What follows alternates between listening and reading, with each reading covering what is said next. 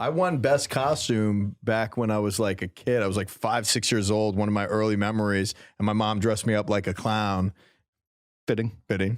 She didn't have to put much on you, did she? She's like, Richie, I don't have a costume for you. Just go outside. You're a clown. you clown. You like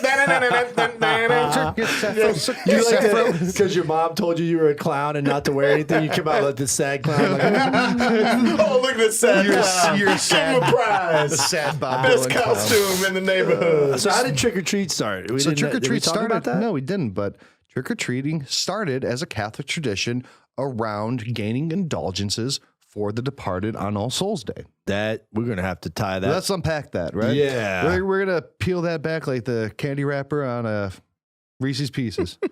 So what would happen is that in medieval pre-Reformation England, which I still contend pre-Reformation English Catholicism is my favorite flavor of Catholicism ever. You're not a Frenchman?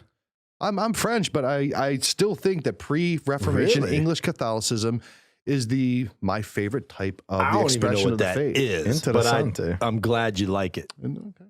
It's what I like. And then they started trick or treating. I like No, that's it even more. End of the story. No. So what would happen is they developed the tradition where young kids, leading up to All Souls Day, would go out and they would young and poor children who would want treats, and this was their time to get something special. They would go out and they would sing songs around the rich people's houses, and it was called souling, right? So you were going out and you're singing these songs where you are asking the masters of the houses to give you treats, apples, peaches, plums, cookies, whatever. And in exchange, these rich people would come and they'd give a cookie or whatever to these kids with a piece of paper with a name on it. And then those kids would eat the cookie and then go to the church and then pray for the departed. So these children were using their powers of prayer to essentially get cookies in exchange for the promise to pray for the departed. So that was called souling, and they would go around house to house singing songs, and then people would give them these little cookies, and they go this to the developed church. in England. This developed in England, and they brought it over to the New World and all that. So that's where the tradition of trick-or-treating comes from.